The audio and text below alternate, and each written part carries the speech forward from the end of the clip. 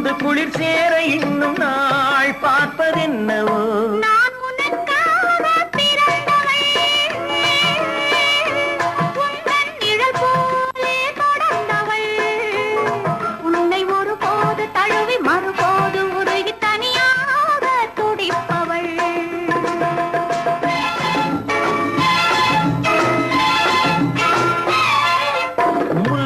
செண்டாகவே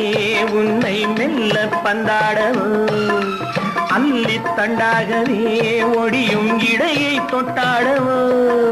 தொட்டில் நீயாகவே ஆடும் பிள்ளை நானாகவோ